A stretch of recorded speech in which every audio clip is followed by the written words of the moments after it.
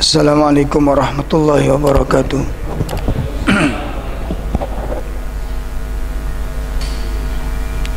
Alhamdulillahirabbil alamin.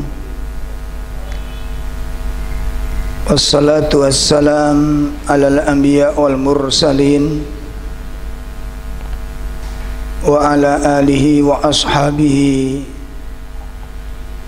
wa man tabi'ahum bi ihsanin ila yaumiddin. Asyhadu an la ilaha illallah wahdahu la syarika lah wa asyhadu anna Muhammadan abduhu wa rasuluh.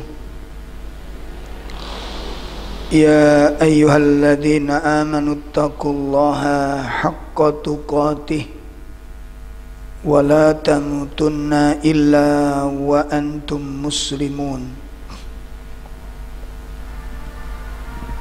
Ya ayyuhalladzina amanu taqullaha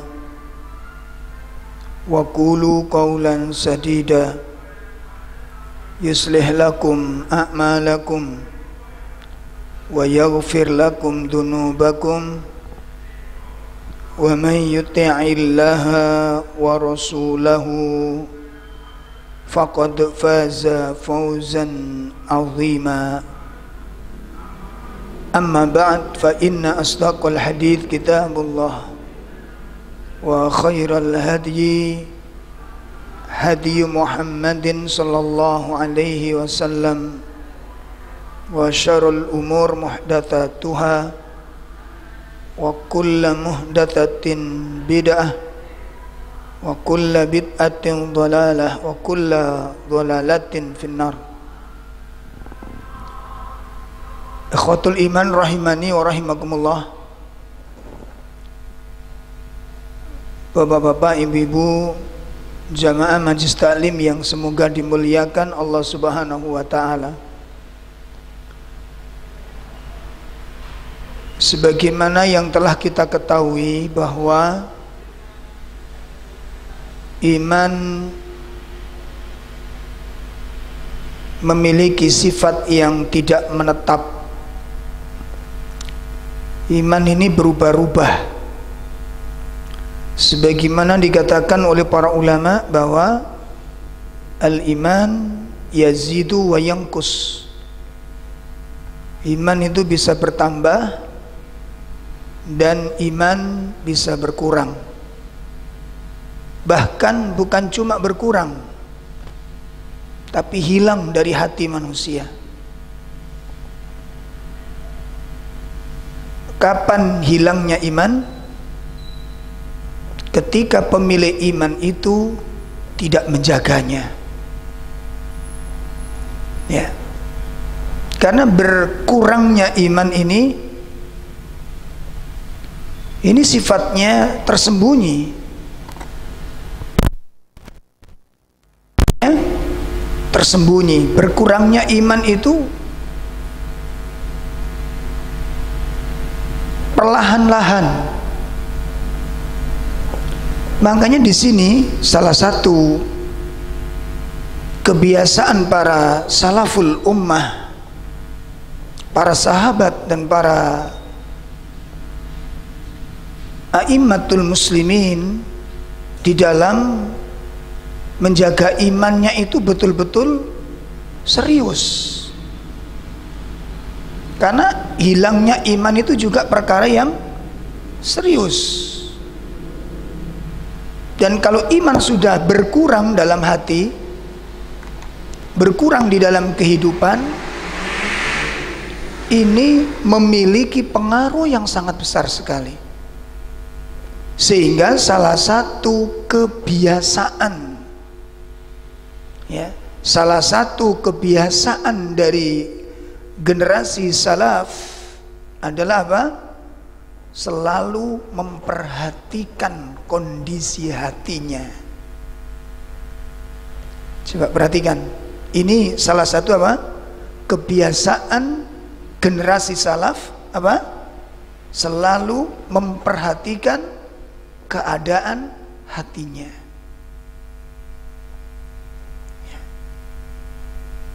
Contoh begini, Di antara kita pernah nggak merasa jatuh dalam kemunafikan? Di antara kita pernah nggak merasa terjatuh di dalam kemunafikan? Nah, kalau satu misal ada orang mengatakan sampean ini munafik, nerimo nggak kira-kira? Sampean dipanggil sampean ini munafik mas, gitu. Padahal aslinya ya ono munafik ya aslinya kan gitu. Cuma nerima nggak kita? Nggak terima. Karena julukan munafik itu apa? Jelek. Nggak terima. Ahlus sunnah saya, gitu. Ahlus sunnah saya. Sekarang mari kita lihat. Nanti di rumah antum buka kitab Riyadhus Shalihin babul iktisadi fit ta'ah. Ya, babul iktisad fit ta'ah. Bab sederhana di dalam ketaatan. Ya. Di dalam bab itu ada satu riwayat, ada satu hadis di mana satu saat sahabat Abu Bakar radhiyallahu anhu. Nah, kita tahu siapa Abu Bakar radhiyallahu anhu. Sahabat Abu Bakar mendatangi salah seorang sahabat namanya Handolah. Namanya siapa? Handolah. Siapa sahabat Handolah ini? Sahabat Handolah ini adalah salah seorang kutab Rasulullah SAW, salah satu juru tulisnya Rasulullah SAW. Nah, kalau sahabat itu menjadi juru tulisnya Rasulullah, itu dekat apa jauh dengan Rasulullah? Sangat dekat. Juru tulisnya Rasulullah SAW. Ini sahabat Handolah. Begitu sahabat Abu Bakar datang ke rumah sahabat Handolah, berkata, "Kaifa asbahta ya Handolah?" Bagaimana kabar antum hai Handolah? Masya Allah, seorang sahabat juru tulisnya Rasulullah, ya, orang yang dekat dengan Rasulullah SAW. Ketika ditanya sahabat Abu Bakar, apa jawabnya? Nafaqo Handolah. Ya Abu Bakar, saya sudah jatuh dalam kemunafikan. Masya Allah. Ayo coba, makanya saya tanya lagi, pernah nggak kita rumongso jadi munafik? Ahli sunnah ini, ahli sunnah. Nah, persoalannya di sini kan? Persoalannya di sini.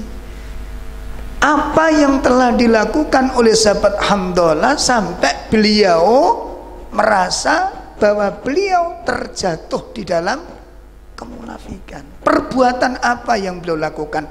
Kesalahan apa yang beliau lakukan?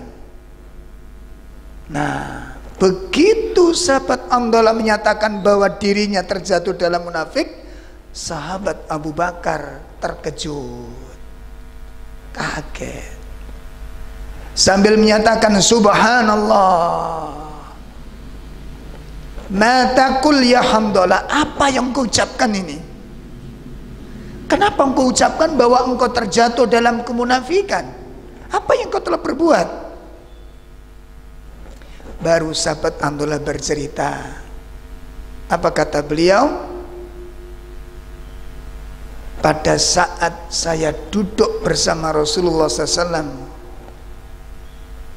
kemudian wa dzakarna al-jannah wan nar, dan Rasulullah menceritakan kepada kami tentang surga, tentang neraka. Ka'anna ra'yul ain, seakan-akan pada saat Nabi menceritakan surga dan neraka itu, seakan-akan saya melihat neraka dan surga itu ada di depan mata saya. Artinya apa? Kuat iman ini, begitu menggigit iman ini ketika di dalam majelis ta'lim. Ya, indama asafna, ketika kami afasna ila ahlina, ketika kami kembali ke rumah, bergaul dengan anak, bergaul dengan istri, terus ada kesibukan-kesibukan urusan-urusan rumah tangga, apa? Surga dan neraka yang tadi itu seakan-akan kami lihat di depan mata kami, begitu pulang ke rumah, ketemu anak, ketemu istri, guyon sama mereka, menyelesaikan pekerjaan rumah, hilang yang namanya apa? Surga dan neraka. Itu yang menyebabkan aku menjadi munafik. Apa Pak di sini? Apa di sini kita ambil? Perubahan rasa. Sampai di situ ketajaman seorang sahabat di dalam mengawasi kolbunya. Berarti hatinya ini enggak menetap waktu ngaji dengan waktu di rumah, enggak sama perasaannya. Ini sudah dianggap, beliau menganggap ini bagian tanda-tanda kemunafikan menurut beliau. Ya Allah. Nah ini loh.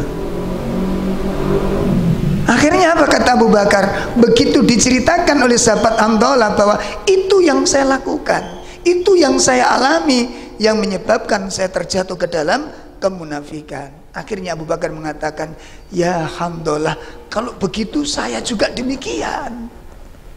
Saya pun demikian.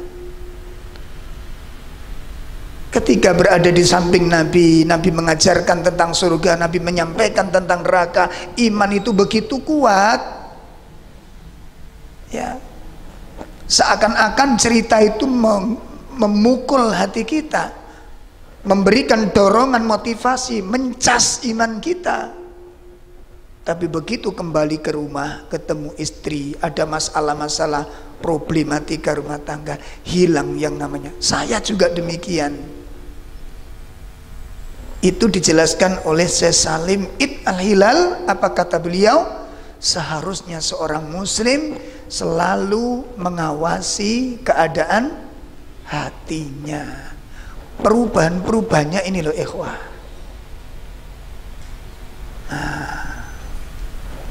Pasang surutnya ketika ada di dalam masjid, ketika di dalam majelis taklim, ketika ada problem. Ini berarti iman ini kudu digacoki sing tenan. Jadi kadang-kadang akhlak kita ini berubah-ubah. Ya. Kita belum diuji dengan ujian-ujian yang berat itu sudah tingkahnya luar biasa. Baru dapat cemoohan. Cemoohan itu kan kalau napa nggih?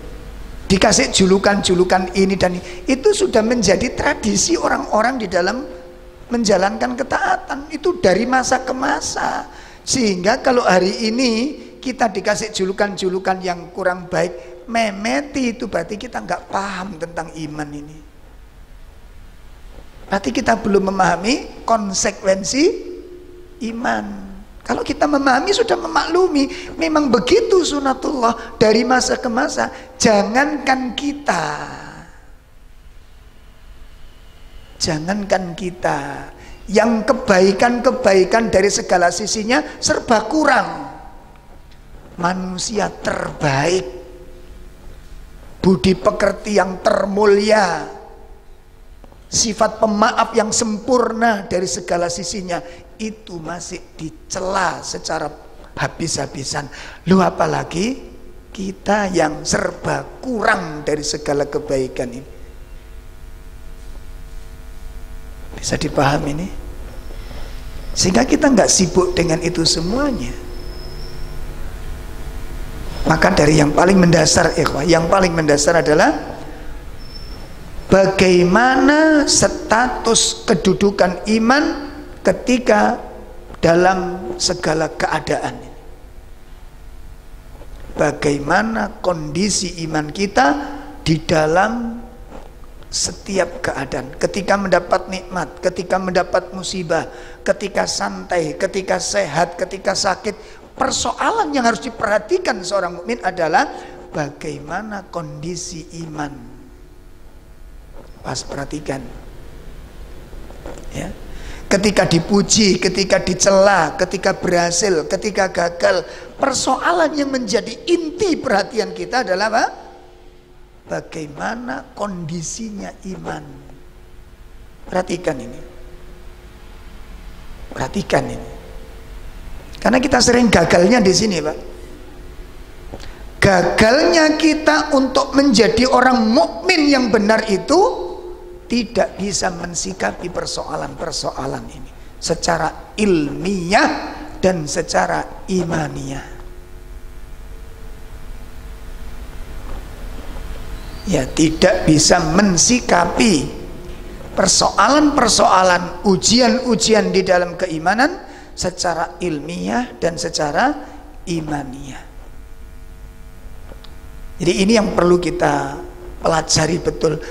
Konflik kehidupan itu jangan sampai merubah kondisi keimanan, baik itu nikmatnya maupun musibahnya. Ya, ini loh yang paling tidak mudah untuk diikuti. Jejak dari generasi sunnah, jejak dari generasi terbaik, dan merupakan adatuhum, kebiasaan mereka itu selalu mengawasi kondisi keimanannya, kondisi kolbunya.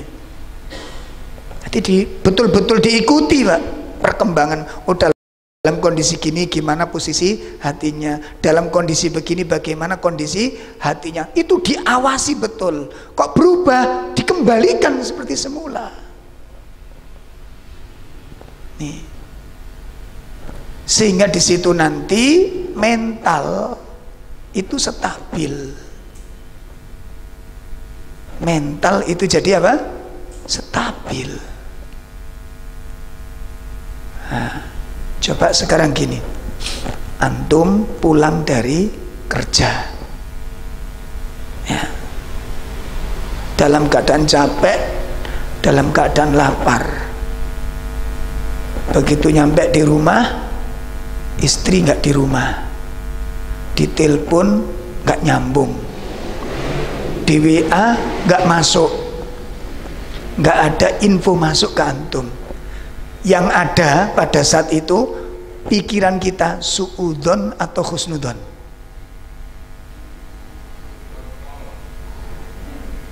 Nah, suudon apa husnudon? Ditelepon nggak diangkat, nggak nyambung, di WA nggak masuk, nggak ada info kemana, tahu-tahu rumah tertutup.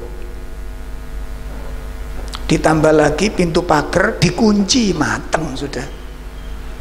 Jadi ngamuk niku cocok mboten? Marah itu pas apa enggak? Pas. Udah capek, lapar, tambahin mungkin disempurnakan lagi gerimis gitu ya. Sudah. Ini ngajinya, ilmunya kayak kepake sama sekali itu, Pak. Di situ antum diuji di situ. Gimana sikap Ahlussunnah? Insyaallah. Jadi di sini kelihatan sekali jiwa-jiwa yang dipimpin oleh ilmu, jiwa-jiwa yang dipimpin oleh iman, di situ akan terlihat. Bukan saat pengajian kitab yang dibahas saja, bukan cuma itu, sikap antum. Karena sikap itu perolehan daripada sebuah manhaj. Ya. Sikap itu buahnya iman dan buahnya ilmu. Coba ini, insyaallah. Kadang-kadang sudah lupa iman dengan takdir itu kayak hilang itu semuanya sudah. Iman diuji hilang itu, dalil-dalil seperti itu hilang karena ini sedang kondisinya pas, marah itu pas gitu. Yang ada suudon. Ya, Masya Allah.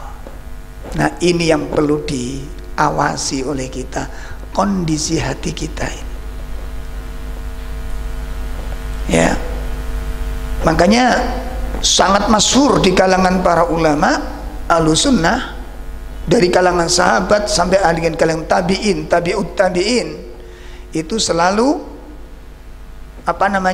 mengawasi kondisi status keimanannya ini. Ta'alau halammu, itu banyak sekali nasihat. Ayo kemari duduk sejenak untuk menambah iman. Mari duduk sejenak, kumpul sejenak untuk memperbaiki iman. Itu sudah menjadi adatuhum, kebiasaan mereka. Ngumpul, nyangkruk, duduk bareng, itu kebiasaan para sahabat. Tapi dalam rangka apa? Memperbaiki keimanan. Nah, kenapa? Itu tadi iman ini berubah-ubah ya.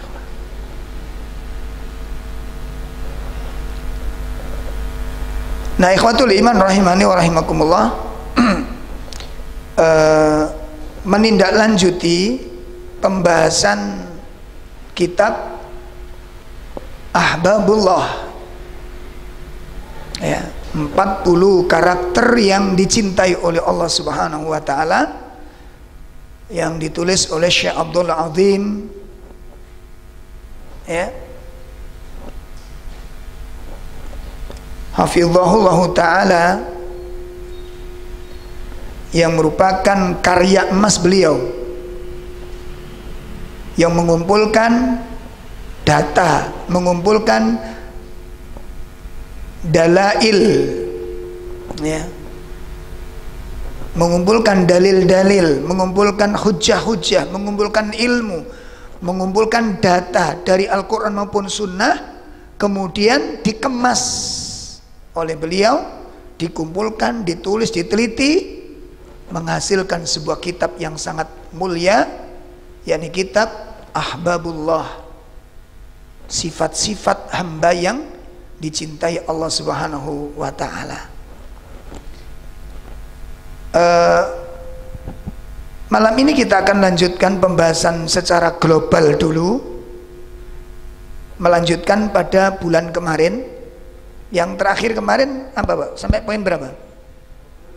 20 ya? 6. Di sifat yang ke-20 itu orang-orang yang berderma, al-jud wal karami ya, sifat murah hati dan dermawan. Murah hati dan dermawan, atau sifat dermawan dan murah hati. Jadi ada makna al-jud ya, al-jud itu sangat pemurah, sangat dermawan al-jud itu. Jadi al-jud itu pengertiannya al-jawad, bahwa Allah maha dermawan, di mana sifat dermawan itu memberi tanpa ada pamrih untuk menantikan sesuatu. Sedangkan al-karam maha pemurah atau murah hati dia. Makanya Allah memiliki sifat al-karim, maha pemurah, maha memberi, itu al-karim.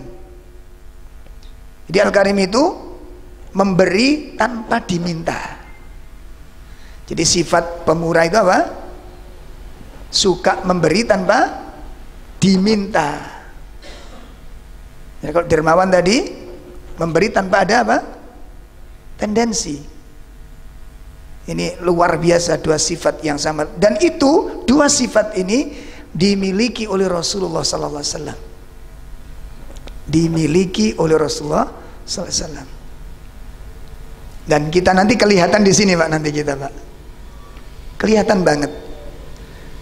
Jadi ternyata kita, sifat-sifat kita itu sering menyelisih sunnah dari ininya nanti ya, dari sininya. Contohnya kalau kita memberi, contoh begini, ada program sosial mengumpulkan baju bekas, baju layak pakai ya, ini satu misal. Biasanya kalau kondisi begini ini, yang kita kasihkan tuh baju yang kayak apa gini? Sing gak sedeng. Intinya apa? Yang gak kita butuhkan. Yang gak kita butuhkan. Ya. Padahal dalam konteks Al-Qur'anul Karim Allah mengatakan apa? Lan tanalul birra hatta tunfiku mimma tuhibbun. Kamu belum bisa mencapai kebaktian yang sempurna, engkau belum bisa mencapai iman yang sempurna sebelum kamu mampu menginfakkan apa yang kamu cintai.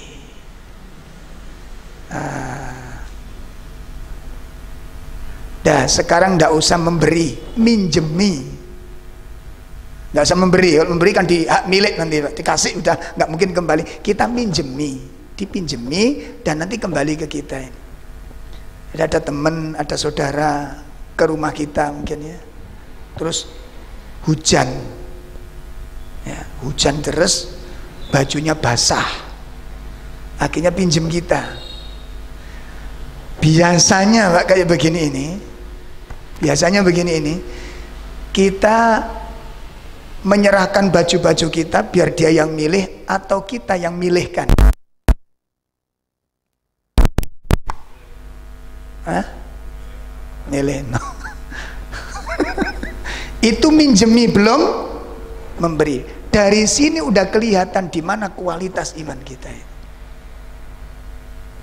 Makanya sih bilang apa? Nggak usah muluk-muluk dulu. Dari sini kelihatan sudah. Belum memberi, minjemi. Jarang kita kasihkan baju kita mungkin yang baik-baik atau mungkin yang masih baru. Nih baju saya, silakan dipilih. Padahal minjemi, nggak dibawa pulang. Atau nggak di HI dia. Itu kita masih belum bisa ke arah sana. Ya Allah. Udah ya, ini yang ke-20. Nanti ada pembahasan sendiri nanti. Kita global aja dulu. Nanti kita bahas secara spesifik. Ya, itu yang ke-20. Sekarang yang ke-21. Ya. Sifat yang sangat dicintai Allah Subhanahu wa taala. Jadi kalau seseorang memiliki sifat ini, dia akan mendapatkan mahabbatullah. Dia menjadi kekasihnya Allah. Apa itu? Memiliki rasa malu, mustahyin. Orang-orang yang memiliki rasa malu. Orang-orang yang memiliki rasa malu. Dan malu adalah salah satu sifat Allah Azza wa Jal, dan sifatnya para malaikatul muqarrabun, sifatnya al-anbiya wal mursalin, dan sifat-sifat as-salihin.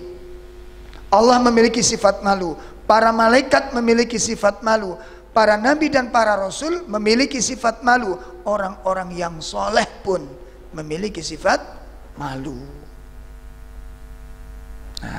Nah, cuma malu nanti di sini ada dibagi menjadi dua. Satu, malu yang disyariatkan dan malu yang dicela oleh syariat. Ada dua pembagian. Ya. Malu yang disyariatkan adalah malu ketika melanggar batas-batas Allah. Itu disyariatkan. Ya. Disyariatkan. Malu ketika apa?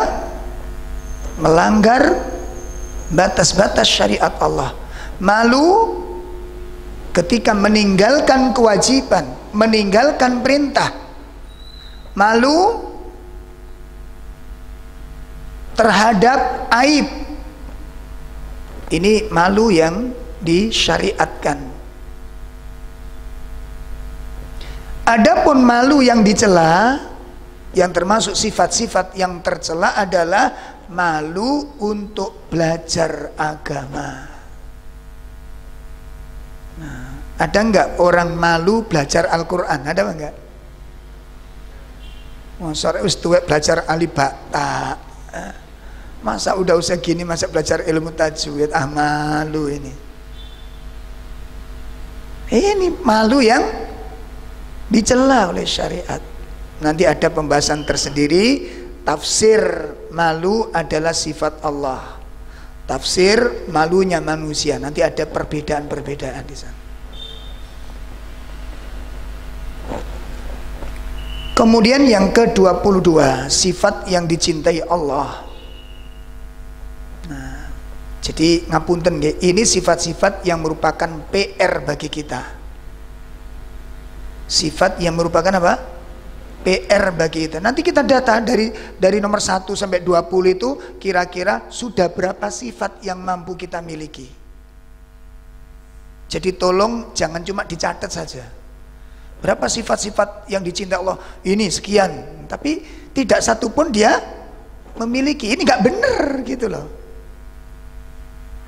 Ya. Jadi kita mempelajari tentang sifat-sifat ini itu dalam rangka apa? Supaya nantinya setelah ini kita mendapatkan anugerah sifat ini, berusaha untuk mendapatkannya, berjuang untuk meraihnya. Dan ini nanti membutuhkan sebuah evaluasi. Pun ya. Nah, yang ke berapa tadi? 22. 22 adalah orang-orang yang as-sabr wal istiqamah, konsisten. Orang yang sabar dan konsisten, konsekuen. Orang-orang yang punya komitmen. Nah, nih, itu sifat yang paling dicintai Allah.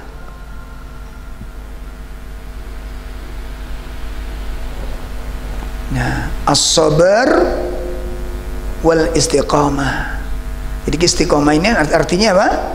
Komitmen.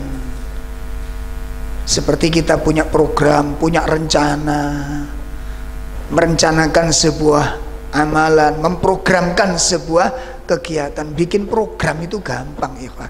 Yang berat itu apa? Komitmen. Komitmen itu bukan persoalan mudah ya ikhwan. Sampai seorang dai pun itu belum tentu bisa komitmen. Dai belum tentu komitmen.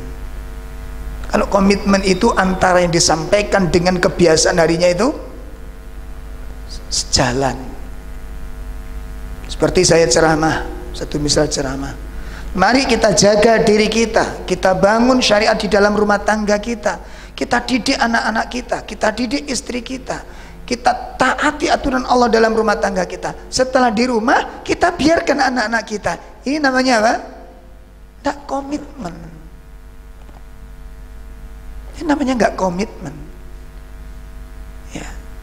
Allah Subhanahu wa Ta'ala merintahkan kepada kita untuk menyantuni fakir miskin, maka santuni fakir miskin. Jangan sampai dibiarkan, tapi kehidupan kita tidak pernah peduli dengan jamaah-jamaah miskin. Ini namanya apa?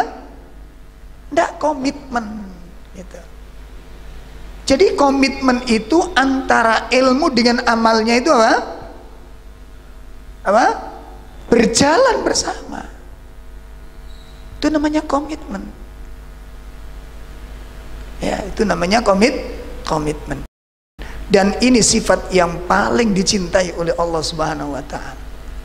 Orang-orang yang komitmen. Kemudian yang ke-23 adalah as-sidqu wal amanah. Sifat jujur dan sifat amanah. Dan ini juga bukan persoalan mudah. Ya.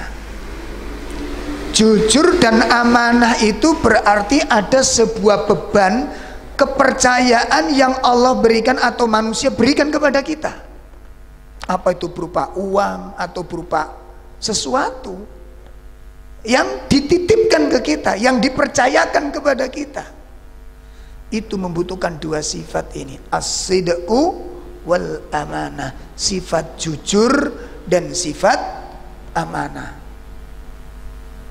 Jadi kalau kita nggak punya beban, nggak ada titipan, nggak ada kepercayaan, terus kita bilang jujur, enteng mas. Tapi kalau antum dititipi amanah, mas aku titip duit ya 50 juta, niki darakan teng pundi pak, terserah jenengan, pokok si manfaat ngono.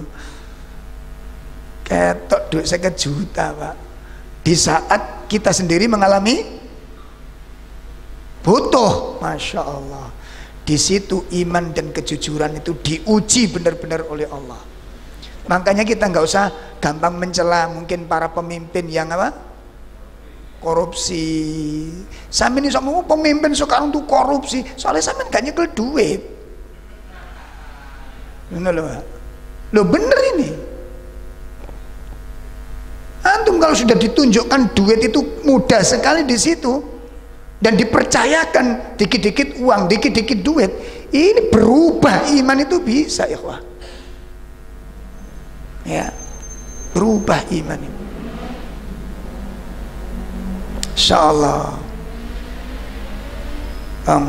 Saya pernah bergabung di lembaga dakwah sekitar tahun awal 2000-an. Jadi lembaga dakwah ini milik Saudi, bekerja sama dengan lembaga-lembaga yang ada di Indonesia ini, dan saya masuk ke pusat waktu itu. Nah itu Masya Allah, program itu subhanallah, nggone duit pak, nggone duit.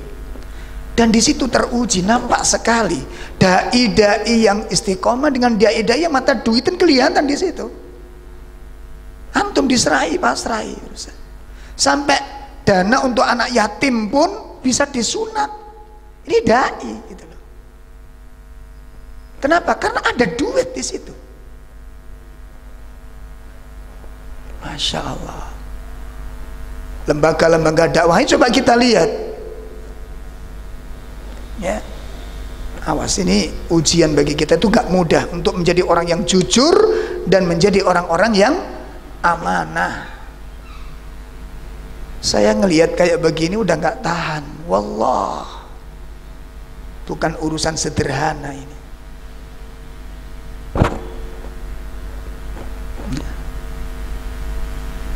Ini nanti diujikan oleh Allah. Nanti akan kita tunjukkan contoh-contohnya. Ya. Makanya nggak gampang, nggak gampang. Lawang amanah berupa cerita saja kita sering kebobolan. Mas, aku nak masalah ini. Apa masalah pak? Coba saya menceritain. Tapi ini rahasia loh. Tolong jangan. Ndak. Gila kamu. Gila tuh menceritakan. Masa sampai nggak percaya sama saya? Masya Allah. Akhirnya cerita. Di rumah cerita sama istrinya, ini sudah pengkhianati temannya. Jadi kalau orang yang punya masalah cerita ke kita dan sudah pesan jangan ceritakan kepada seorang pun, itu tidak boleh, hatta pasangan kita pun tidak boleh tahu. Iso angin ini. Hatta pasangan kita nggak boleh tahu. Ya Allah, ini Pak. Jadi amanah itu apa? Nanti kita pelajari ya. Ini yang ke-23. Kemudian yang ke-24, sifat yang dicintai Allah Subhanahu wa taala adalah sikap at-tawadhu, adamul kibr. Ya. Hilangnya kesombongan, bersihnya seseorang dari sifat takabur, at-tawadhu, kerendah hatian seseorang. Nah, maka di situ nanti dilihat pintu-pintu yang menyebabkan seseorang berpotensi memiliki sifat takabur. Apa itu? Merasa memiliki kelebihan dibanding yang lain. Itu pintu yang paling sering dijadikan syaitan untuk menanamkan benih-benih penyakit ini. Merasa memiliki kelebihan dibanding yang lain. Apapun bentuknya, bisa jadi ilmu, bisa jadi ketaatan, bisa jadi ibadah yang kita lakukan, bisa jadi kedekatan dengan ustadz-ustadz. Ini bisa jadi alat sombong, itu bisa, Pak. Makanya kadang-kadang nomor disimpan, foto ada, Masya Allah. Ustadz foto bareng Ustadz, untuk apa? Coba tak tanya untuk apa? Di share. Nih, saya dengan Ustadz Khalid, saya dengan Ustadz Syafiq. Terus ngapain? Dengan foto bersama begitu antum dijamin sebagai orang-orang yang saleh. Kesolehan itu bukan duduk dengan orang-orang yang baik, bukan cuma situ saja. Sifat yang sering kita gagal itu tidak mengevaluasi sifat. Sifat kita buruk ternyata. Sifat kepada istri, sifat kepada mertua, sifat kepada tetangga, coba dicek up yang benar, diperhatikan yang benar. Itu kesolehan, ayo ikhwah. Ya, itu kesolehan sifat. Ya, makanya di dalam kitab Bahjatul Nadhirin ketika membahas masalah riya itu panjang sekali. Termasuk perkara-perkara yang bisa dijadikan riya itu adalah tamu yang datang ke rumahnya atau kedekatan dengan seorang tokoh. Antum lihat sampai di warung-warung pun nggak mau ketinggalan itu. Ya, ada tokoh makan di warung, foto jebret. Selesai? Enggak. Kenapa? Pasang di situ. Oh, si fulan ada di sini, makan di sini. Dek jempol bisa. Gak jempol gimana? Oh, gratis di situ. Ya Allah, awas hati-hati ini. Ini bisa dijadikan sarana untuk apa? Takabur. Atau keturunan nasab. Ada silsilah dengan siapa, kedekatan dengan siapa. Ustadz itu setiap ngaji di Jawa Timur mesti mampir ke rumah saya, Masya Allah. Diceritakan, lu antum wah akrab banget sama beliau ini, akrab banget. Allah ya. Riya itu halus ya, halus. Kan hati-hati ya, ibu-ibu yang sudah mulai hijrah harus dipelajari apa itu hijrah. Kadang-kadang di setiap dia berada di suatu tempat, foto mesti nyebar kemana-mana. Ini aku sekarang lagi di sini, sekarang lagi posisi di sini. Ya. Kadang-kadang mencuri-curi foto ustadz ketika ngaji. Sembunyi-sembunyi, kameranya dilihat, jebret foto gitu. Makanya sering saya sampaikan, tolong jangan mencuri gambar ustadz. Mencuri-curi ini penyakit soalnya ini. Iya, insya Allah itu bisa dijadikan apa? Saran untuk kesombongan, ayo ikhwah. Apalagi kalau antum diperhatikan seorang ustadz, Masya Allah, itu bukan berarti jadi mulia. Antum baca di dalam kitab Masail Muhammadiyah, kitab itu ada sebuah riwayat tentang kedekatan Rasul dengan para sahabat, keakraban Rasul dengan para sahabat, kecintaan Rasul kepada para sahabat. Sampai ada seorang sahabat yang namanya sahabat Amr bin As, itu GR. Apa GR itu? GR. Apa kata beliau? Saya menyangka sayalah seorang sahabat yang paling dicintai oleh Rasulullah. Kenapa kok beliau sampai GR demikian? Karena Rasulullah itu kalau ditanya Amr bin As, itu selalu menghadapkan wajahnya dan selalu serius menanggapinya. Dia menyangka apa? Berarti saya orang penting di mata Rasulullah. Padahal ternyata untuk memastikan supaya dia lebih mantap, maka kata sahabat Amr bin As, aku tanyakan langsung kepada Rasulullah supaya aku lebih senang mendengarkannya nanti, dengan harapan akulah orang yang paling dicintai oleh Nabi. Karena melihat respon Nabi ketika, kalau mungkin sekarang ya tak WA langsung dijawab gitu ya, atau mungkin malam-malam saya ditelepon diingatkan sholat malam. Nah, ini kan kayak murid istimewa begitu. Akhirnya aku beranikan tanya kepada Rasul, ya Rasulullah, siapakah sahabat yang paling Anda cintai? Hatinya bilang, aku berharap aku, katanya. Ternyata Nabi mengatakan dengan tegas, Abu Bakar orang yang paling aku cintai. Langsung gelap. Oh, lah kok duduk aku? Saya yakin pasti yang kedua. Ditanyakan lagi, ya Rasulullah, setelah Abu Bakar siapa sahabat yang paling Anda cintai? Umar bin Khattab. Berhenti lagi dia, kaget lagi dia. Saya berharap pasti yang ketiga. Ternyata ditanya, setelah Umar siapa? Utsman. Apa kata sahabat Amr? Aku tidak bertanya yang keempat, katanya. Saya khawatir kalau saya bukan orangnya. Apa katanya setelahnya? Duhai, alangkah bagusnya kalau tadi tidak aku tanyakan, jadi aku lebih mantep gitu. Kalau gini kan ini, makanya nggak usah GR gitu. Awas, tolong teman-teman ya, ngaji yang sudah kenal lama jangan bangga dulu, jangan bangga. Ada ikhwan kenalan dengan orang baru ngaji. Assalamualaikum, salam. Dari mana Pak? Dari Jombang arah sana Mas. Oh, sudah lama ngaji sunnah? Baru 1 minggu. Oh, Masya Allah. Tidak apa-apa Mas, alhamdulillah sudah 20 tahun saya kenal. Sudah 20 tahun kenal sunnah. Apa keistimewaan antara 1 minggu dengan 20 tahun ini?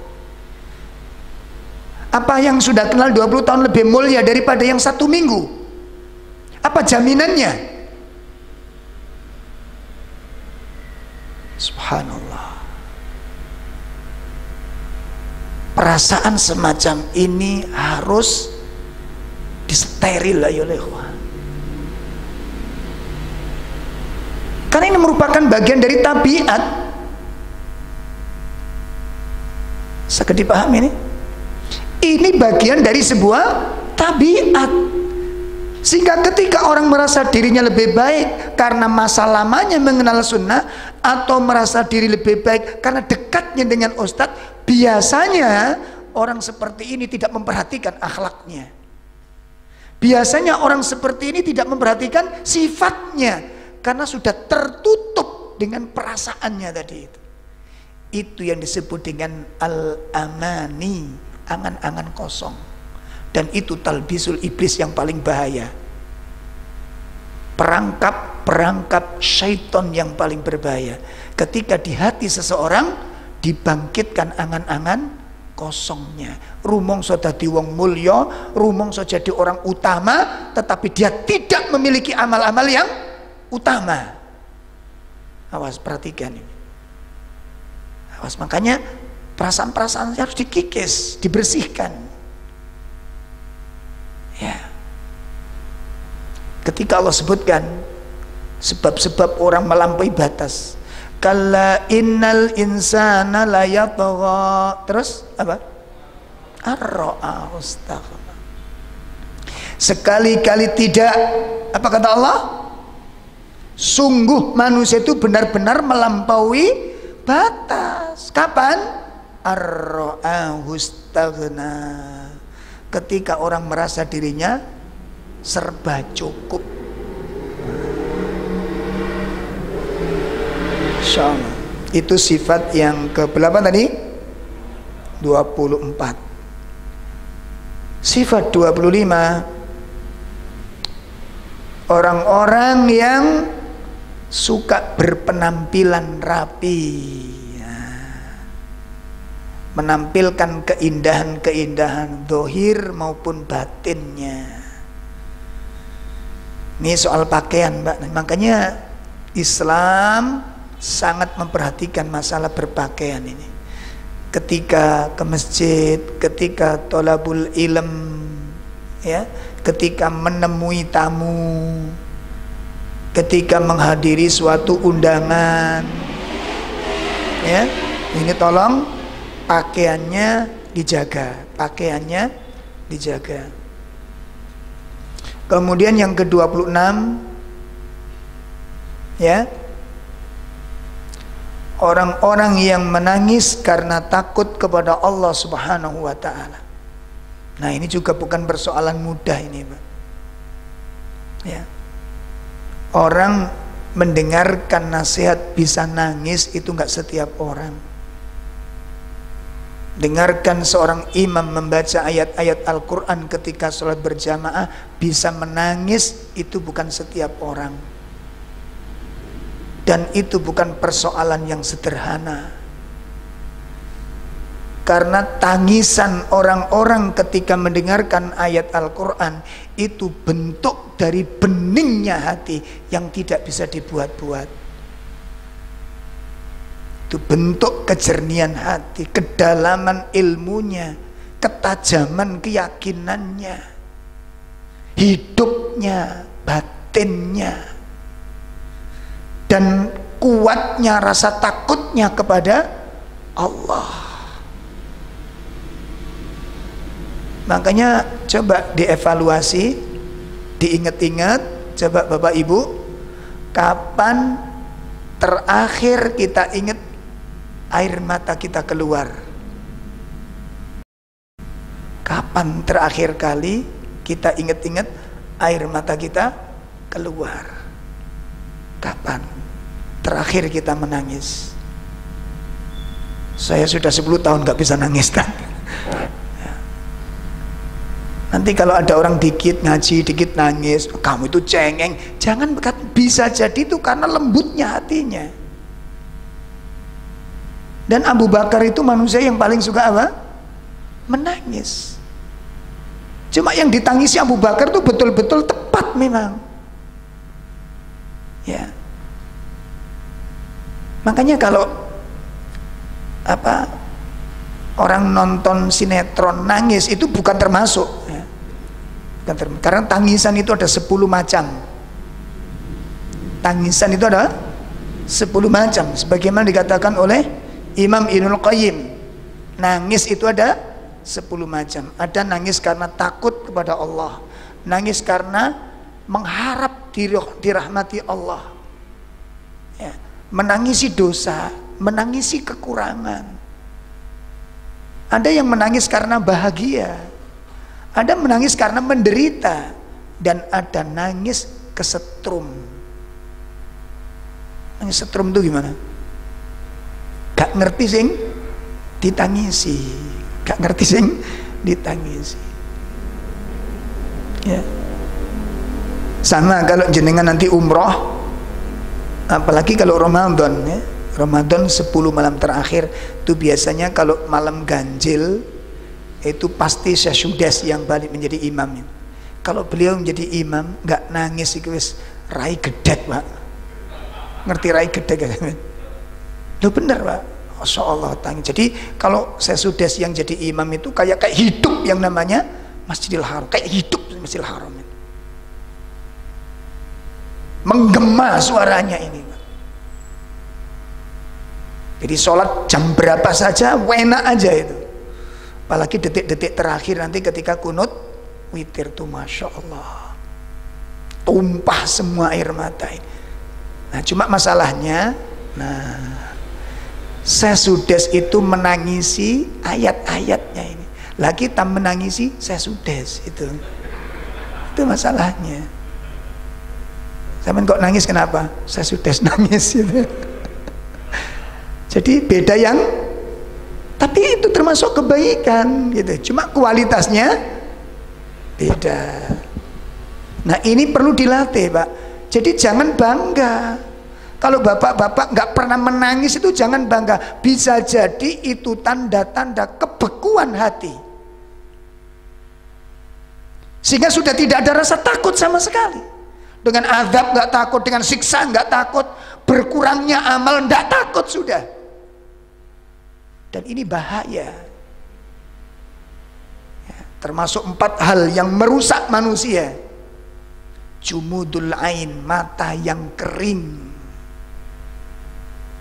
Rasul mengatakan arba'un minasyaqa, ada 4 perkara yang merupakan bagian sumber bencana, sumber penderitaan.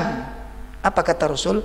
Yang pertama, jumudul ain, mata yang kering, tidak pernah nangis sama sekali. Ya, Masya Allah. Yang kedua, wa qasawatul qalb, hati yang keras. Hati yang keras. Yang ketiga, khirsu ala dunya, tamak kepada dunia, serakah kepada dunia. Itu faktor-faktor kehancuran, faktor-faktor penderitaan. Yang keempat, apa? Tulul amal, panjang angan-angan. Panjang angan-angan.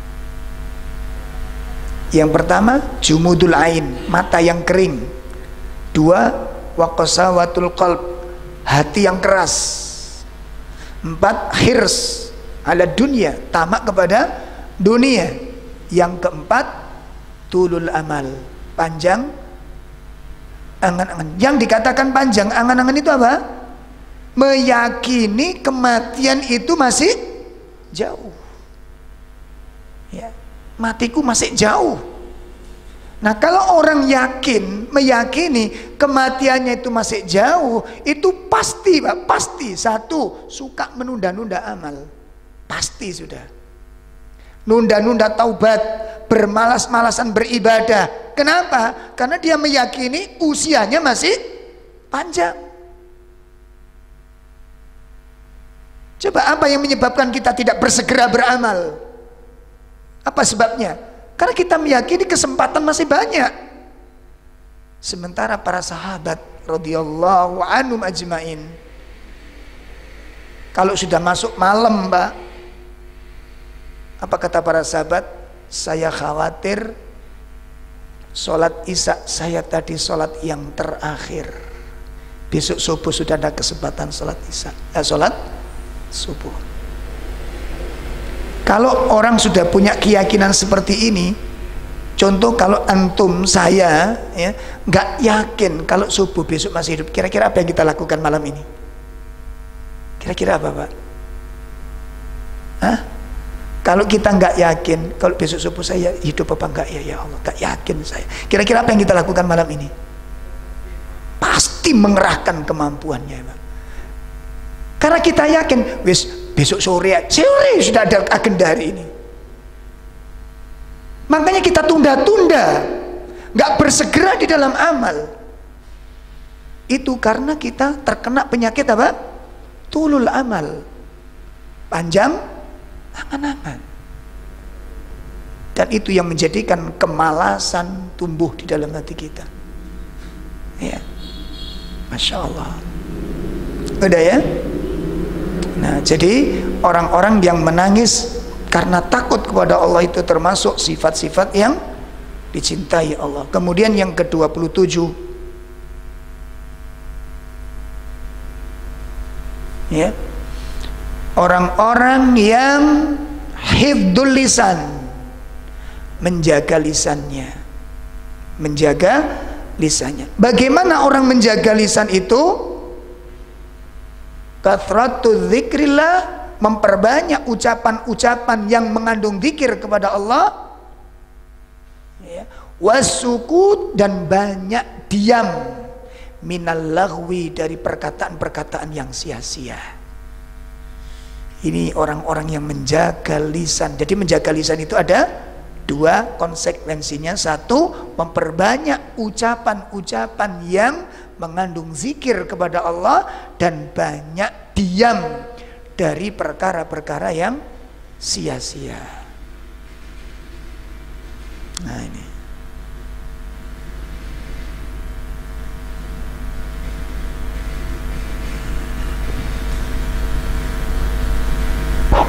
kemudian yang ke-28, sifat yang dicintai Allah adalah al-mu'minun, ya, orang-orang yang beriman, wasidqu fi imanihi, dan benar di dalam keimanannya. Orang-orang yang beriman dan benar di dalam keimanannya. Kenapa ada istilah orang yang benar dalam keimanannya? Karena ada kalanya orang-orang beriman tetapi imannya tidak dibenarkan oleh Allah Ta'ala.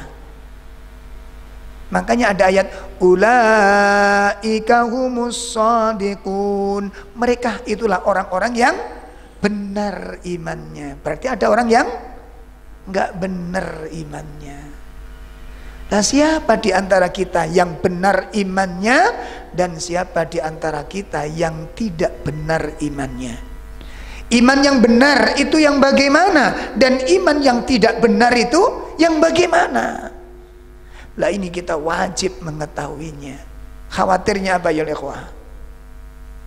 Khawatirnya itu kalau kita merasa sudah beriman, namun ternyata iman kita tidak dicatat sebagai orang-orang yang beriman. Di Lauhul Mahfud nama kita tidak tercatat di sana. Sementara kita di dunia selalu berkumpul dengan orang-orang yang beriman, sehingga kita merasa kita ada di dalam iman ini. Nah, ini yang ke-28. Yang ke-29, yang ke-29 adalah silaturahim bil arham. Orang-orang yang menjaga silaturahim dengan arham mereka, orang-orang yang punya hubungan kekerabatan. Ya, orang-orang yang punya hubungan apa? Kekerabatan. Insyaallah. Lagi ini nanti kita juga diuji, Pak. Diuji dengan kerabat-kerabat yang akhlaknya tidak baik. Ya, kerabat-kerabat yang akhlaknya tidak baik. Kita diuji dengan sifat-sifat itu. Contoh, kalau ada kerabat kita sakit, kita segera mengunjunginya. Berapa kali pun dia sakit, kita selalu mengunjunginya. Kita bawakan oleh-oleh, kita bawakan hadiah. Dengar kerabatnya opnam, kita jenguk di rumah sakit. Kita bantu walaupun cuma sedikit, upaya untuk meringankan beban. Pada saat kita sakit, orang tersebut tidak berkunjung datang ke rumah kita. Begitu dengar sakit lagi, kira-kira gimana?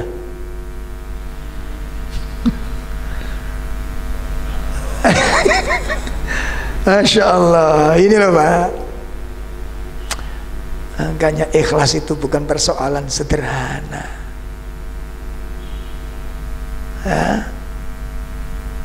Ya bahasanya kita itu kadang-kadang kan bahasa ikhlas gitu loh Pak.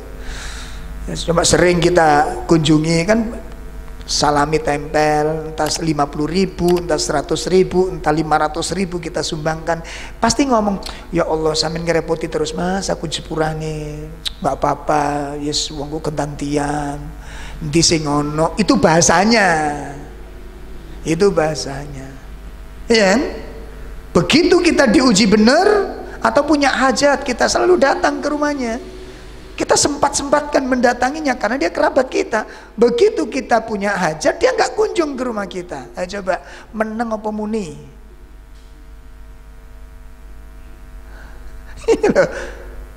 Ikhlas itu bukan urusan mudah. Makanya kalau kita nanti sudah membantu orang, udah selesai sudah, dan tidak akan rugi, ya. Tidak akan rugi. Itu silaturahim. Kemudian golongan yang ke-30, ya, orang-orang yang menunaikan amar ma'ruf nahi mungkar. Orang-orang yang menunaikan amar ma'ruf nahi mungkar, itu orang yang paling dicintai oleh Allah Subhanahu wa ta'ala.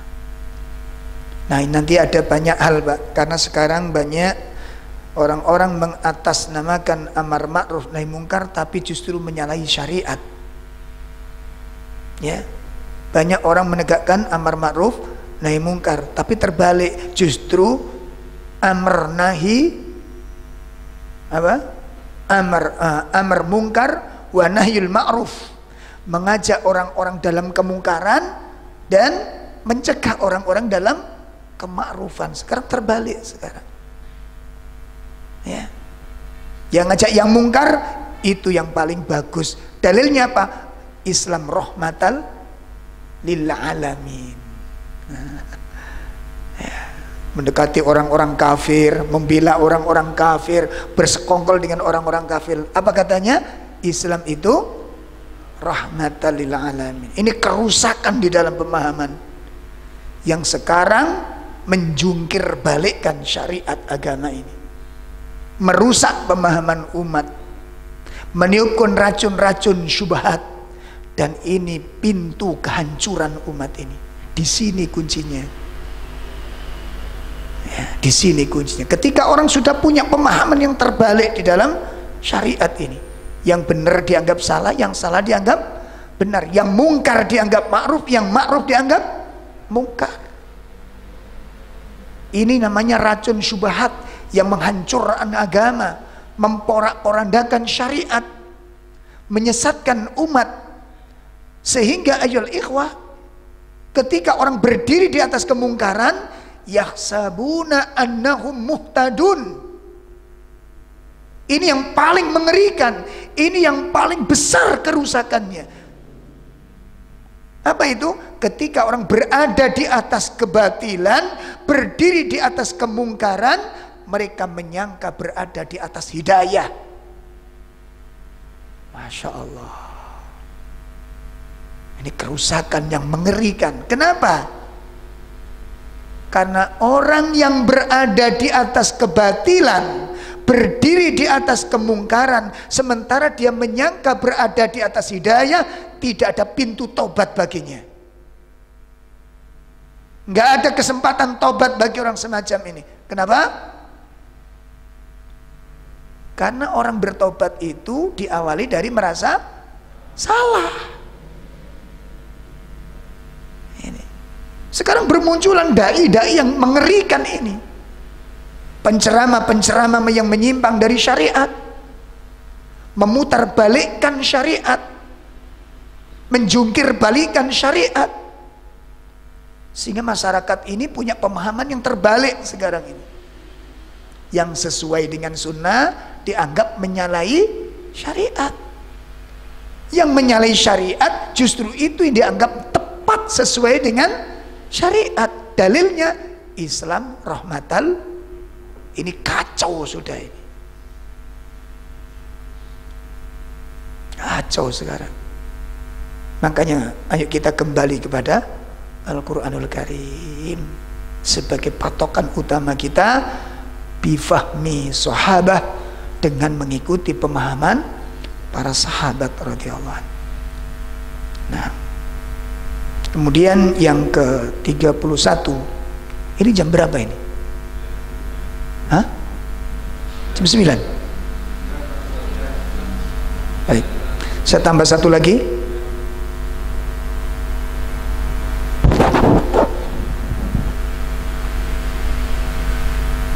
Golongan yang ke-31 termasuk orang-orang yang dicintai Allah Subhanahu wa ta'ala dan orang yang menjadi kekasihnya Allah, ya ini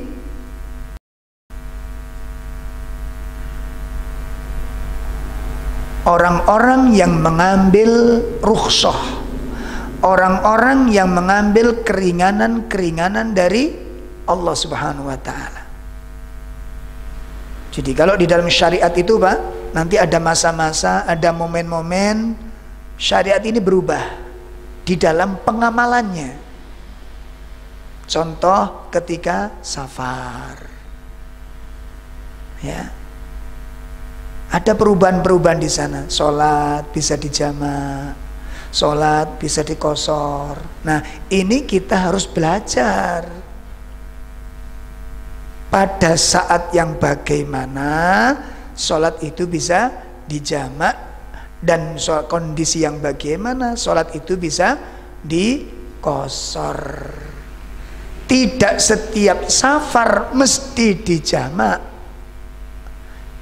Paham ini?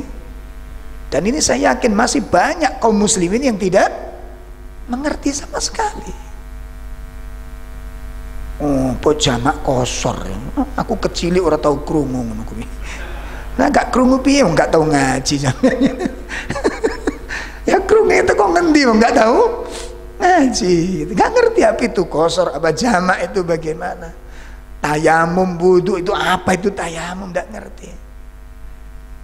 Ya ngertinya kalau tayamum itu wudu dengan apa, tanah. Sampai ada yang salah kaprah itu. Saya waktu umroh pertama kali dan haji kemarin ketemu orang-orang yang salah di dalam praktek tayamum. Karena mungkin di rombongannya tidak ada sosialisasi dari pembimbingnya, sehingga salah di dalam prakteknya. Jadi waktu tayamum itu dia lepas kopiahnya, kan ada isyarat dari petugas apa pesawat, waktunya sholat, waktunya masuk sholat.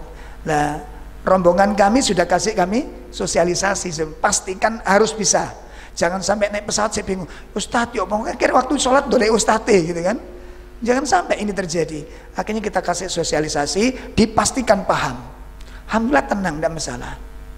Nah pas di samping saya agak jauh gitu, ada orang apa waktu sholat langsung dilepas kopiahnya, langsung nempelin tangan di apa di kursi, digosok-gosok, terus lagi 3 kali itu ya, plak, wajahnya 3 kali, terus tangannya sampai tapi di mana sampai kepalanya itu, parah ini sudah. Ya, ini menunjukkan apa? Lo begini loh Pak. Makanya saya guyoni, kurang situ gak pakai kumur dia. Maksudnya pakai kumur lah, serem itu kan. Allah, dong ini kalau diajak ngaji itu sulitnya luar biasa. Itu baru satu kasus ya Pak. Baru satu kasus. Gimana nanti kalau dia menghadapi istri yang terkena istihadah, ya gimana dia akan jadi seorang suami membimbing istrinya? Ini kamu haid tuh nggak berhenti, ini sudah masanya. Kapan dikatakan istihadah? Bagaimana cara sholatnya orang istihadah? Ya, Masya Allah. Makanya bapak-bapak harus belajar ilmu tentang masalah ini supaya apa? Nanti ketika kita punya istri atau anak yang terkena masalah ini, jenengan bisa mengasih apa? Bimbingan, gak diumbar gitu. Ya. Udah ya? Baik, ikhwatul iman, ini sifat-sifat ini masih global ya. Nanti setelah selesai semuanya 40 poin ini kita baru bahas satu persatu, supaya nanti betul-betul yang kami harapkan bukan muluk-muluk. Kalau bagi kami kepingin ilmu ini langsung terbentuk sebuah karakter, itu yang kita harapkan ya, itu yang paling kita harapkan ya, itu yang paling kita harapkan. Jadi terbentuknya sebuah karakter sehingga ilmu yang kita pelajari ini membuahkan sifat-sifat yang mulia dan orang-orang di sekitar kita memetik buah yang manis itu, akhlak yang baik, akidah yang baik ya. Ini yang sangat kami harapkan di dalam majelis ini. Mudah-mudahan apa yang kita pelajari menjadi ilmu yang bermanfaat bagi kita semua, dan semoga Allah memberikan kemampuan bagi kita untuk bisa mengamalkan amal-amal yang bisa mendatangkan kecintaan dari Allah Subhanahu wa taala. Ada yang disampaikan?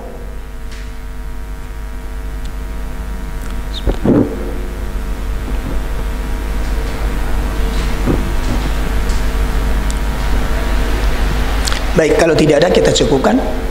Subhanakallahumma bihamdika asyhadu an la ilaha illa anta astaghfiruka wa atubu ilaik. Assalamualaikum warahmatullahi wabarakatuh.